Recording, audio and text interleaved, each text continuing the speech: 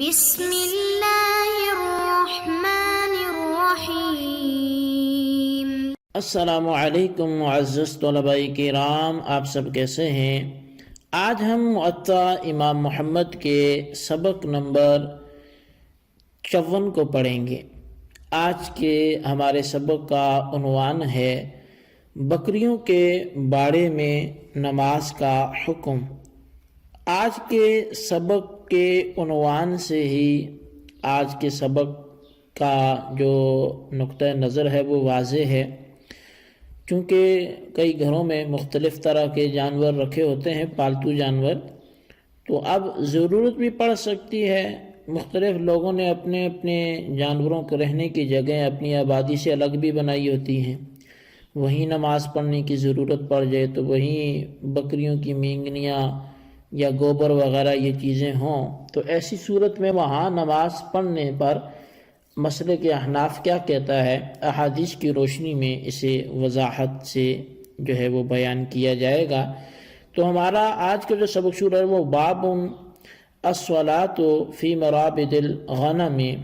کہ یا باب الصلاۃ فی مرابد الغنم، کہ یہ باب جو ہے وہ بکریوں کے باڑے میں نماز سے متعلق ہے۔ اخبرنا مالک عن محمد بن عمرو بن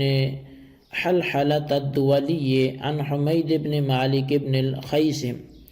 عن أبي هريرة أنه قال أحسن إلى غنمك وأتب مراحها وصل في ناحيتها وإنها من دواب الجنة۔ امام محمد رحمۃ اللہ تعالی علیہ حدیث بیان کرتے ہیں کہ ہمیں امام مالک نے محمد بن عمر بن دولی سے اور انہوں نے حمید بن مالک بن خیسم سے اور انہوں نے ابو ہریرہ رضی اللہ تعالیٰ عنہ سے خبر دی کہ فرمایا اپنی بکریوں سے اچھا سلوک کرو، ان کے بیٹھنے کی جگہ کو ستھرا رکھو اور اس جگہ کسی کونے وغیرہ میں نماز پڑھ لیا کرو، بے شک وہ جنتی جانوروں میں سے ہیں۔ قال محمد وبهذا نأخذ لا بأس بالصلاة في مراح الغنم وإن كان فيه أبوالها وبعرها ما أكل لحمها فلا بأس ببولها۔ امام محمد رحمۃ اللہ علیہ کہتے ہیں کہ ہمارا یہی عمل ہے کہ بکریوں کے آرام کرنے کی جگہ میں نماز ادا کرنے میں کوئی حرج نہیں ہے، اگرچہ وہاں ان کے پیشاب اور مینگنیوں کے اثرات ہوں۔ جن جانوروں کا گوشت کھایا جاتا ہے ان کے پیشاب میں کوئی حرج نہیں ہے۔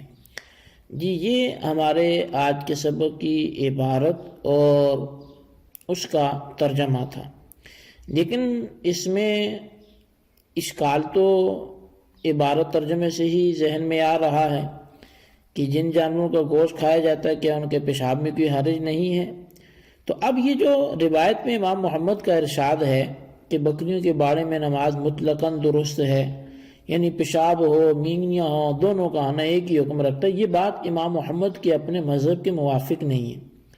کیونکہ بکری وغیرہ جانوروں کی مینگنیاں امام محمد کے نزدیک بلکہ شیخین کے فرمان کے موافق وہ نجس ہیں، لہٰذا نجس چیز پر نماز ادا کرنا یہ تو باطل ہے۔ اس لیے معلوم ہوتا ہے کہ اس روایت میں باروہا کا جو لفظ استعمال ہوا ہے شاید کاتب کی غلطی سے لکھا گیا ہے یا پھر سہون درج ہو گیا ہوگا۔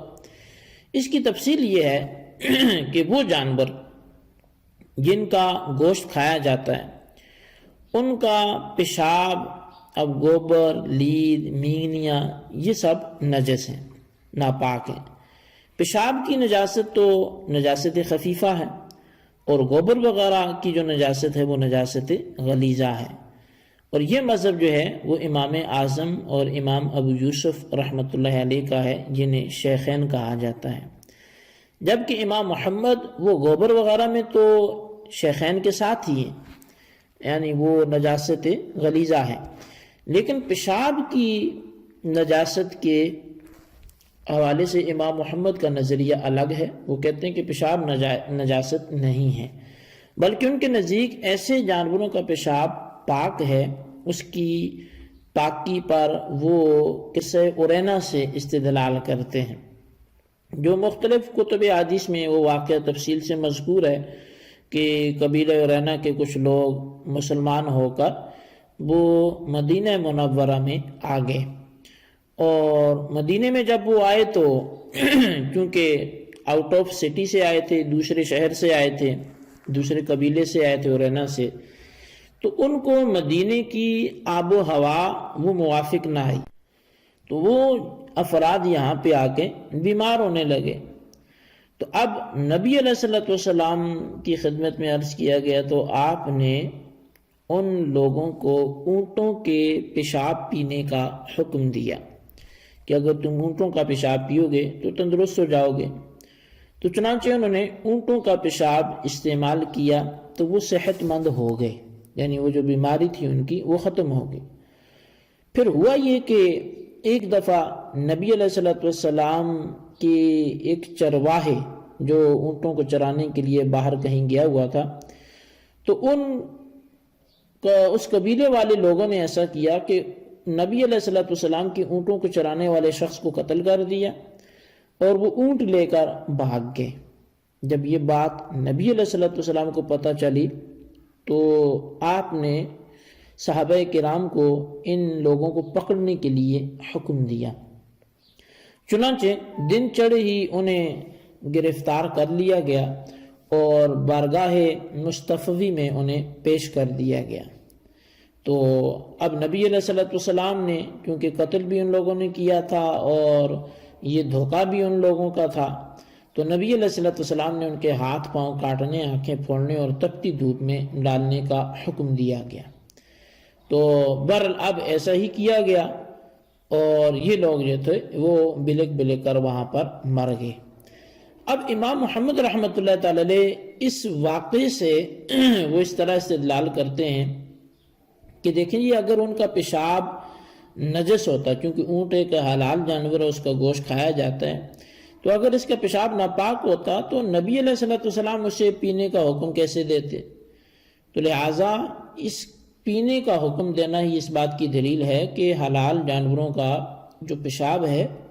وہ ناپاک نہیں بلکہ پاک ہے۔ لیکن شیخین اس کا جواب یہ دیتے ہیں کہ یہ حکم ایک ضرورت اور مجبوری کے تحت تھا،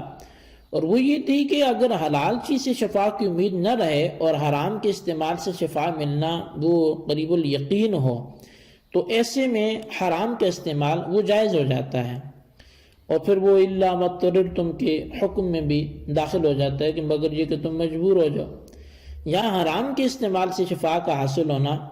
اب اس پر یقین کیسے آیا؟ اس حوالے سے عمدۃ القاری میں جو ہے وہ یہ تحریر ہے کہ امام اعظم امام ابو حنیفہ، امام شافعی، امام ابو یوسف اور بہت سے دیگر ائمہ نے فرمایا کہ پیشاب ہر قسم کا نجس ہے، ہاں جسے معاف کر دیا گیا وہ اس حکم میں داخل نہیں ہے۔ اور ان حضرات نے حدیث ارینا کا یہ جواب دیا ہے کہ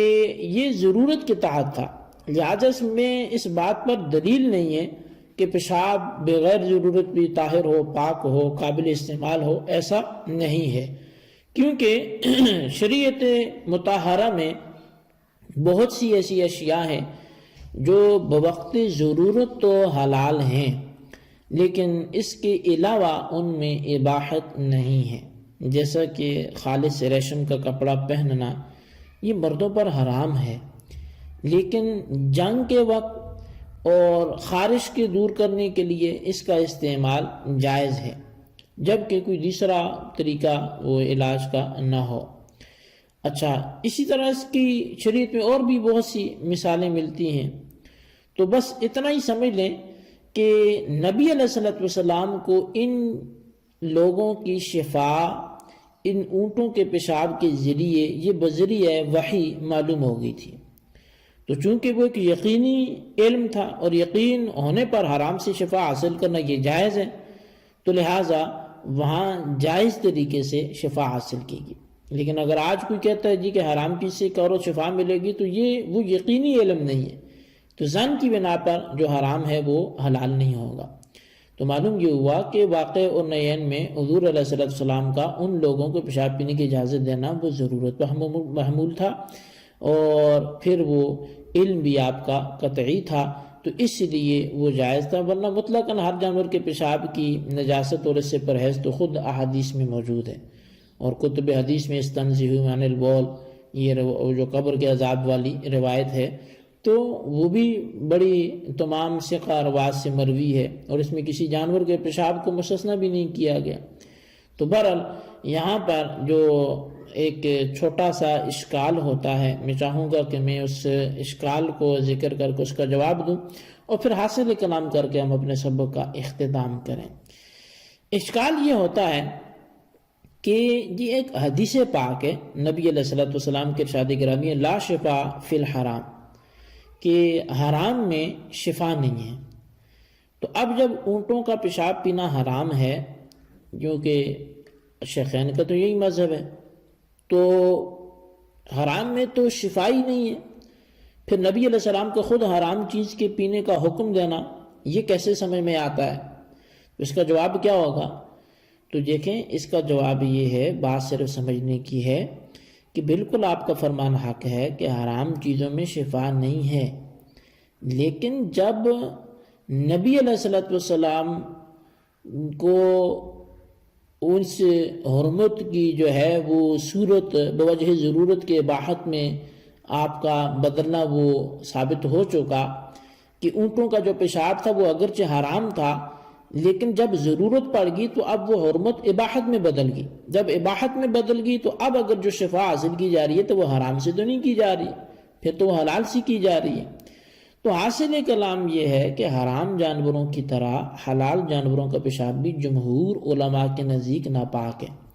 اور بغیر ضرورت شدیدہ حقیقیہ کے اس کا استعمال جائز نہیں ہے۔ شفا کی خاطر بھی یہ استعمال صرف اسی وقت جائز ہوگا جب اس سے شفا کا یقین ہو جائے، اور حدیث عرینہ میں گزرا کہ ان بیماریوں کی شفا نبی علیہ السلام کو چونکہ بذریعہ وحی بتا دی گئی تھی، تو علماء اصول نے اس حدیث کے متعلق فرمایا ہے کہ اس میں طلب شفا بطور نص ہے، اور ظاہر کے اعتبار سے اونٹوں کا پیشاب وہ پاک ہونا معلوم ہوتا ہے، اور قاعدہ یہ ہے کہ جب ظاہر اور نص آپس میں ٹکرا جائیں تو ترجیح نص کو ہوتی ہے، لہٰذا اس حدیث سے اونٹوں کا پیشاب حلال اور پاک ہونا ثابت نہیں ہوگا، اس لیے اس پر دوسرے حلال جانوروں کے پیشاب کو قیاس کرنا وہ درست نہیں ہوگا۔ تو یہ اصول شاشی ہوگی، نور الانوار ہوگی، تو اس طرح کی جو اصول فقہ کی کتب ہیں وہاں بھی آپ اس کی مثال کو پڑھتے ہیں، اور نص کو ظاہر پیچوں کی ترجیح حاصل ہوتی ہے تو وہاں بھی یہ تقابلی صورت موجود ہے، مزید آپ تصلیح وہاں سے کر سکتے ہیں۔ بہرحال یہی آج کا ہمارا سبق تھا، اس کو اچھی طرح سمجھیں، اس کے خلاصے کو اپنے رجسٹر پر لکھیں۔ اللہ تعالیٰ سے دعا کرتے ہیں جو پڑھا سنا سے یاد رکھنے کی توفیق نصیب فرمائے، آمین بجاہ نبی الامین صلی اللہ علیہ وسلم۔